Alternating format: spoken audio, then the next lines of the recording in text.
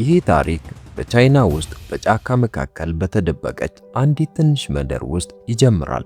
ከወንዙ አጠገብ ጂዮንግ የምትባል አንዲት ትንሽ ልጅ በዝምታ ተቀምጣ እናያለን። በዚያን ጊዜ አባቷ ወደ እሷ መጥቶ ወደ ወንዙ አሳ ላጠምድ ሊሄድ ነው፣ ከውሃው ራቂ፣ ከወደቅሽ ትልቅ ጭራቅ ይበላሻል ይላታል። ጂዮንግ ይህንን ስትሰማ እየሳቀች ጭራቆች እንደሌሉ ትከራከራለች።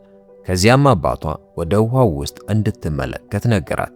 እሷ በቅርብ ስትመለከት እሱ ከኋላዋ በአሳ ማጥመጃ መረብ ተሸፍኖ መጥቶ ድንገት ያስደነግጣታል። ጂዮንግ ደንግጣ በከፍተኛ ድምፅ ማልቀስ ትጀምራለች።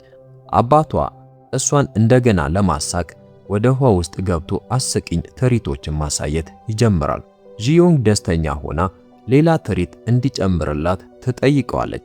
ነገር ግን በድንገት አንድ ነገር አባቷን ከውሃ ውስጥ ይዞት በወንዙ ውስጥ ይጎትተው ጀመር። ጂዮንግ አሁንም ጨዋታ መስሏት እየሳቀች ነው።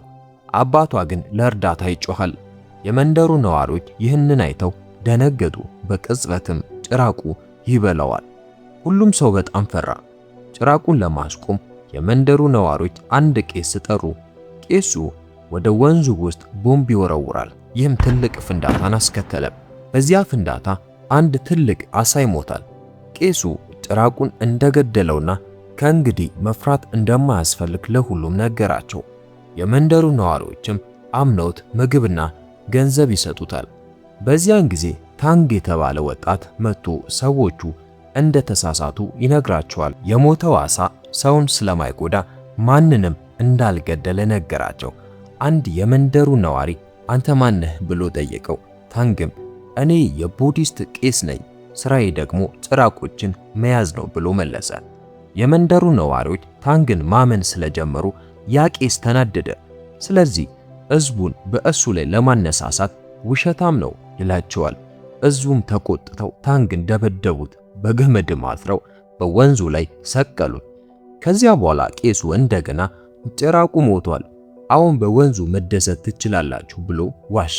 የመንደሩ ነዋሪዎችም ደስ ብሏቸው ለመታጠብ ወደዚያ ውሃ ገቡ። ነገር ግን በዚያ ቅጽበት ታንግ ያንኑ ጭራቅ ተመልሶ ሲመጣ ያየዋል። በከፍተኛ ድምፅ እየጮኸ ሁሉም ከወንዙ እንዲወጡ ቢነግራቸው ማንም አይሰማው። በድንገት ጭራቁ ጥቃት በመሰንዘር አንዲት ሴት ልጅ ይበላል። ይህንን ሲያዩ ሁሉም ደንግጠው በፍጥነት ከውሃው ይወጣሉ። አንድ የመንደሩ ነዋሪ ቄሱን እንደዋሸ በቁጣ ተናገሩ። ቄሱ ለማስረዳት ሲሞክር ጭራቁ በድንገት ሌላ ሰውን ይዞ ይበላዋል። አሁን የመንደሩ ነዋሪዎች በሙሉ በፍርሃት መሮጥ ይጀምራሉ። አንዲት ሴት ልጇን ትፈልጋለች። ሌሎቹ እንድታመልጥ ይጎትቷታል። ከዚያም የመንደሩ አለቃ ቄሱን ይዞት ዋሽታል በማለት ገንዘቡን እንዲመልስ ጠየቀው። ቄሱ እንደገና ሌላ ጭራቅ ነው የመጣው ብሎ ይዋሻል። ነገር ግን በዚያ ቅጽበት ጭራቁ ሰውየውን በምላሱ ጎተተው። ነገር ግን ታንግ ባላችሁበት ቁሙ፣ ምንም አይነት ድምፅ አታሰሙ ብሎ ይጮሃል። ለጥቂት ጊዜ ሁሉም ነገር ጸጥ አለ። ጭራቁም በውሃ ውስጥ በቀስታ ተንቀሳቀሰ። ነገር ግን የሱንግ እናት ልጇን ትጠራለች። ድምጿን ስትሰማ ሱንግ ወደ እናቷ መሮጥ ጀመረች። በድንገት ጭራቁ ልጇን አጥቅቶ በፍጥነት ወደ ውሃው ጎተታል። እናቷ እሷን ለማዳን ትሮጣለች። አንዳንድ የመንደሩ ነዋሪዎች ይረዷታል። ነገር ግን ማዳን አልቻለችም። ጭራቁም ይበላታል። ታንግ በሆነ መንገድ ራሱን ከገመዱ አላቀቀ። እናቲቱም በእመም ተሞልታ ለመበቀል ወደ ውሃ ውስጥ ዘለለች። በድንገት ጭራቁ ከፊቷ ታየ። እሷ ልጄን መልስልኝ ብላ ትጮኻለች። ነገር ግን ምንም ሳይፈጠር እሷንም ስልቅጥ። ከዚያ በኋላ የእንጨት ድልድዩን በጅራቱ መታው። ድልድዩም ተሰበረ። ብዙ የመንደሩ ሰዎች ወደ ውሃ ውስጥ ወደቁ። አንድ ትንሽ ሕፃን ተንሸራቶ ወደቀ። ቄሱ ከተሰበረው ድልድይ ላይ ተንጠልጥሏል። ሕፃኑ ወደ ውሃ ውስጥ ሲወድቅ ጭራቁም ሊበላው ይዘጋጃል። ነገር ግን ታንግ በሰዓቱ ደርሶ ሕፃኑን አዳነው። ጭራቁ የቀሩትን የድልድዩን ምሰሶች ይሰብረዋል። ታንግም እንደገና ወደ ታች ይወርዳል። ጭራቁ በተሰበረው የእንጨት ድልድይ ላይ ተንጠልጥሎ ወደ ውሃ ውስጥ ለመመለስ ቢሞክርም አልቻለም። ታንግ ሕፃኑን በፍጥነት ለእናቱ መለሰ። ከዚያም ወደ ቄሱ ዞሮ ይህንን ጭራቅ ለመያዝ እርዳታ ያስፈልገኛል ይለዋል። ከዚያም ቄሱን ይዞ ወደ እንጨት ድልድዩ ዘለለ። ጭራቁን አንስተው ከውሃ ውስጥ ለማውጣት ነው ሐሳባቸው። ነገር ግን በጣም ከባድ በመሆኑ ሳይሳካላቸው ቀረ። ወደ አየር ላይ ተወርውረው መሬት ላይ ይወድቃሉ።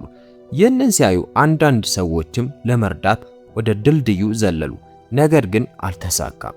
ከዚያም በድንገት አንዲት ግዙፍ ሴት እየሮጠች ትመጣለች። በእርምጃዋ መሬቱ ይንቀጠቀጣል። ድልድዩ ላይ በዘለለችበት ቅጽበት ጭራቁ ወደ ላይ ተገፍቶ በቀጥታ ቄሱ ጋር ይወድቃል። ከዚያ በኋላ ወዲያው ጭራቁ ወደ ሰውነት ይቀየራል። ይህንን ሲያዩ ነዋሪዎቹ በሙሉ ሊገድሉት ሞከሩ። ታንግ ግን እኔ ላስተናግደው ተውት በማለት አስቆማቸው። ጭራቆችን እንዴት በትክክል መያዝ እንዳለብኝ ያውቃለሁ ይላል። ታንግ ዕቃዎቹን ያስቀምጥና መምህሩ የሰጠውን የሕፃናት መዝሙር መጽሐፍ አውጥቶ ጋኔኑን ለመያዝ ማንበብ ይጀምራል። ነገር ግን ይህንን ሲሰማ ጋኔኑ ተቆጥቶ ታንግ መምታት ጀመረ። በዚያን ጊዜ ነው ታዲያ ኪም የምትባል ቆንጆ ልጅ የመጣችው።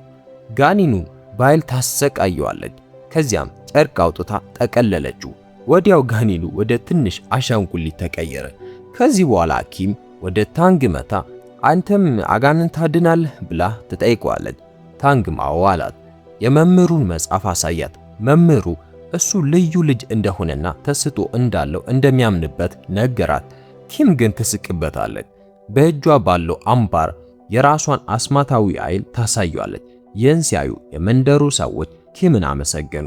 ይህም ታንግን ቀደም ብሎ ሰዎቹን ስላላዳናቸው በጣም አዘነ። ከዚያ በኋላ ታንግ ወደ መምህሩ ሄዶ የመንደሩን ነዋሪዎች ማዳን እንዳልቻለ ነገረው።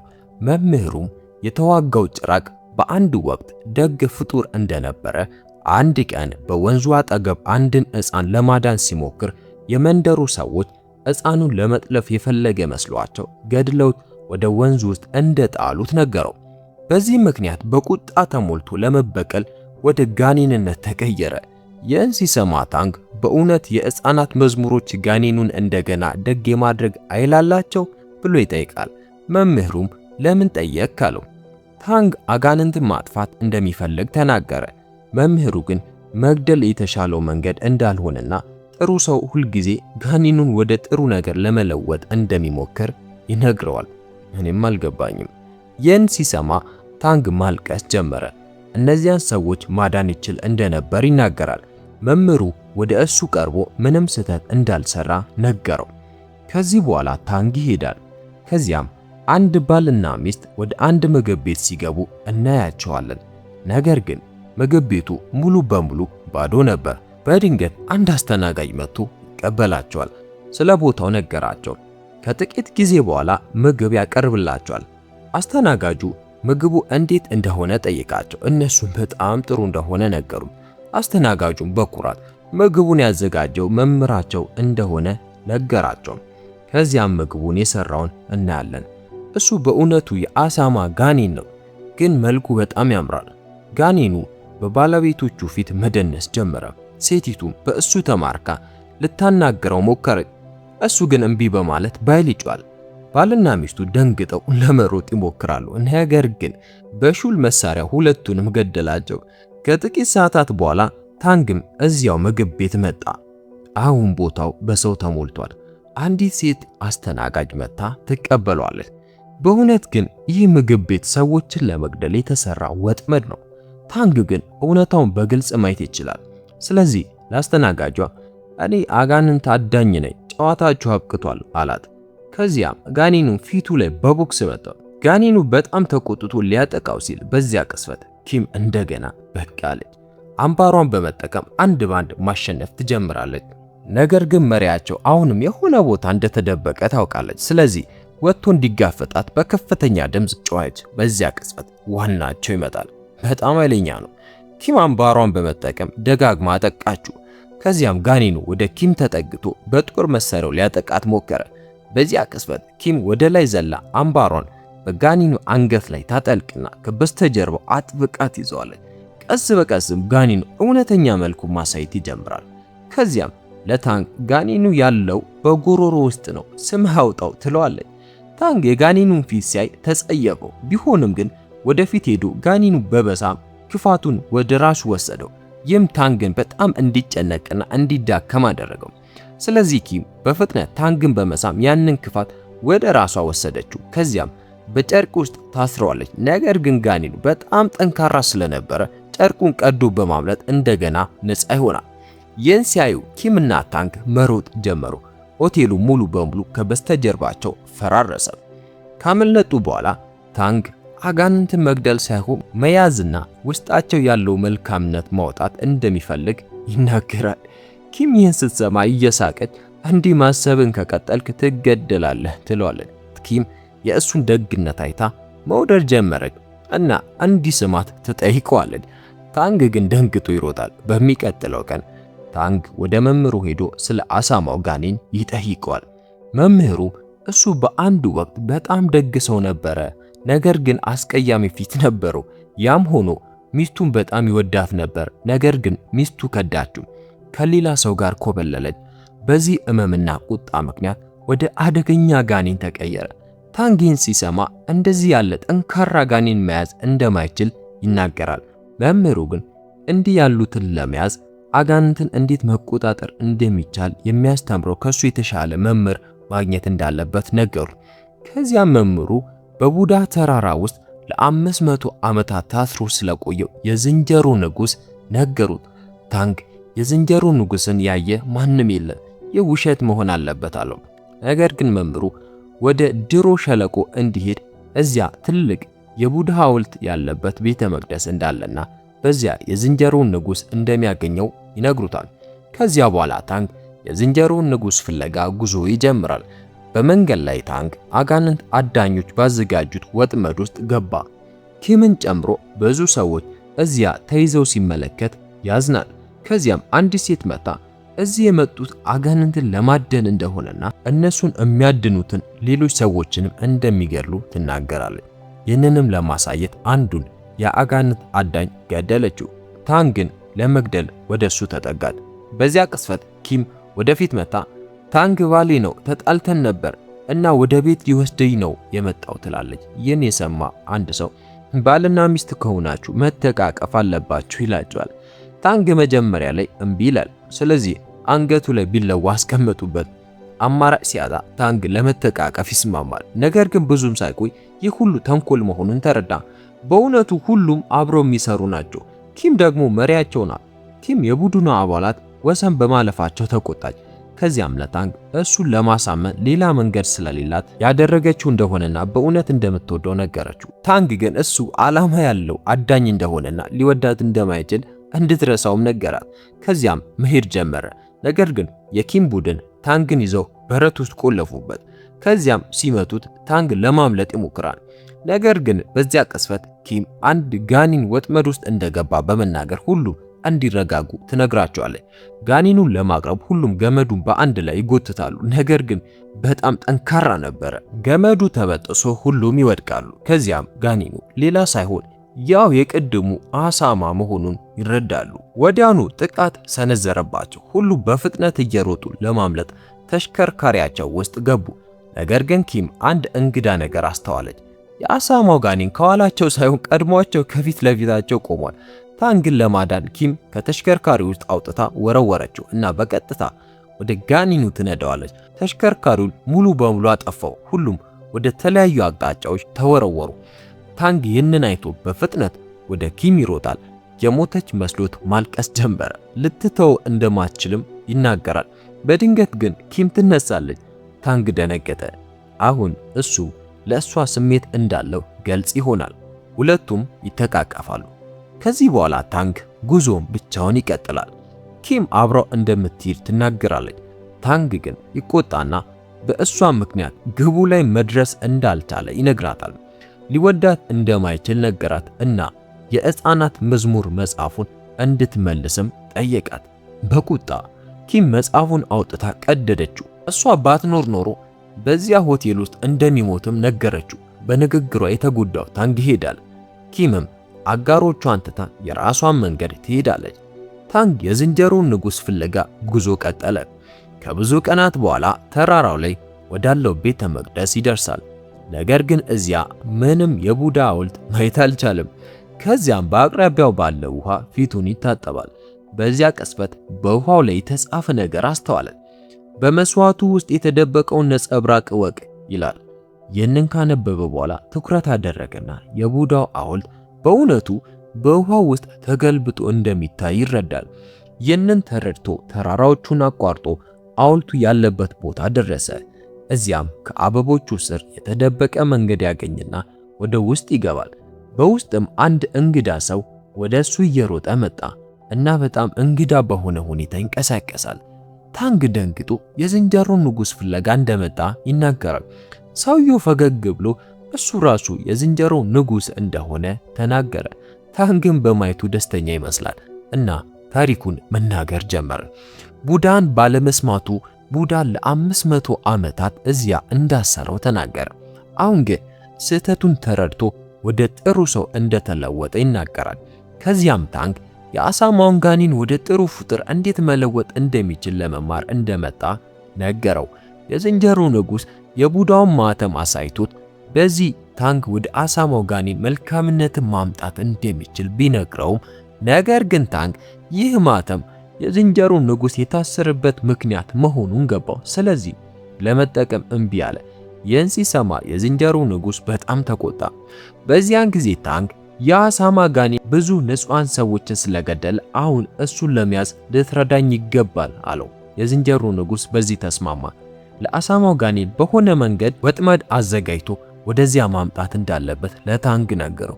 በተጨማሪ ጋኔኑን ለማምጣት የአንዲት ሴት እርዳታ እንደሚያስፈልገው ነገረው። ምክንያቱም የጋኔኑ ሚስት ብትክደውም እሱ አሁንም ይወዳታል እና ሚስቱ የተመለሰች ከመሰለው ጋኔኑ በእርግጠኝነት ይመጣል። በዚያ ቅስፈት ኪም ታንግን ተከትለው ስለነበረ እዚያ ደረሰች። ከዚያ በኋላ ኪም አሳማውን ጋኔን ለመሳብ መደነስ ትጀምራለች። ብዙም ሳይቆይ አሳማው ጋኔን መጥቶ ታንግን ያጠቀዋል። ኪም ግን በፍጥነት ታድነዋለች። በዚያው ቅስፈት የዝንጀሮ ንጉሥ ጋኔኑን ወደ ውስጥ ይጎትተውና ወደ ትንሽ ልጅ ይለውጧል። ከዚያም ኪም ጋኔኑን በአሻንጉሊት ውስጥ ታስረዋለች። እንዲሁም ታንግ አንድ ቀን ወደ ደግነት እንዲለውጣቸው የአሳማውን ጋኔን አሻንጉሊት ትሰጠዋለች። ከዚያ በኋላ ኪም ታንግን ልታገባው እንደምትፈልግ ነገረችው። አስማታዊ አምባሯን ወደ ቀለበት ቀይራ በታንግ ጣት ላይ ታደርጋለች። ቀለበቱን ለማውጣት ይሞክራል፣ ነገር ግን ሊወልቅለት አልቻለም። ከዚያም እንደማይወዳት በግልጽ ነገራት።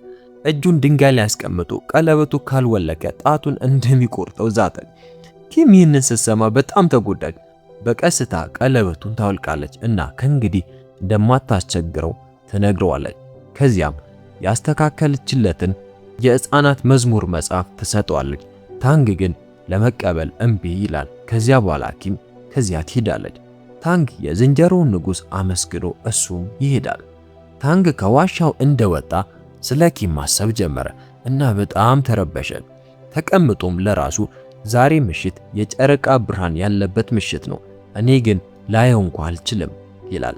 ከዚያም አጠገቡ ያለውን የሎተስ አበባ ይሰብራል።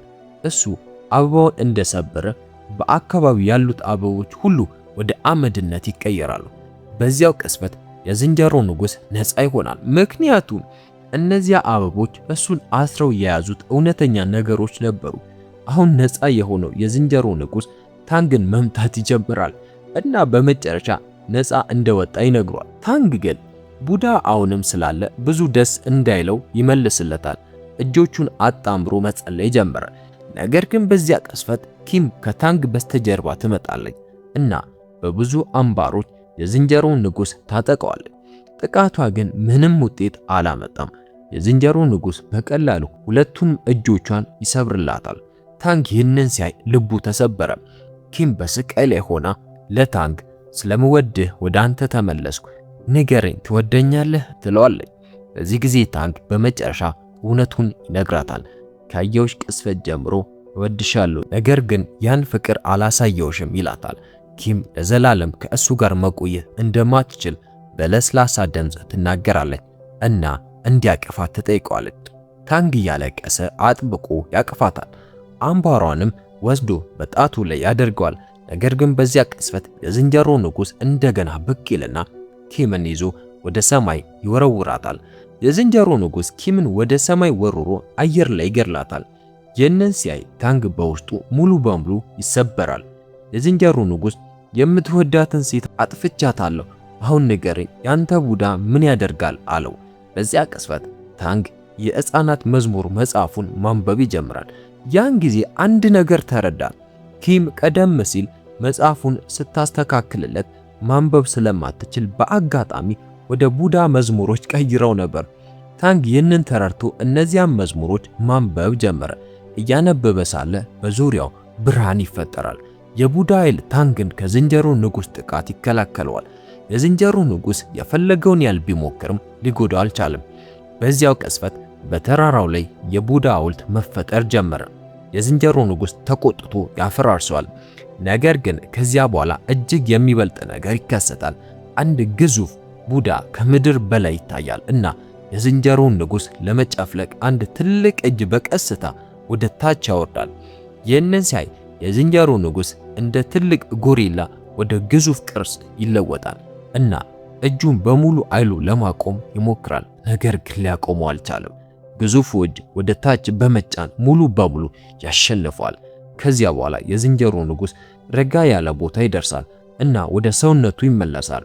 ታንግ ወደ እሱ ተራመደ እና ቀለበቱን በመጠቀም ዘውድ ሰራለት። አሁን የዝንጀሮ ንጉሥ በታንግ መዝሙሮች ምክንያት ተለውጦ የተሻለ ሰው ሆኗል። ከዚያ በኋላ የታንግ መምህር ይመጡና በመጨረሻ የህይወትን እውነተኛ ዓላማ ተረድተሃል ይሉታል። ታሪኩን ከወደዳችሁት ላይክ አድርጉ፣ ሰብስክራይብ በማድረግ በአዲስ ፊልም እንገናኝ።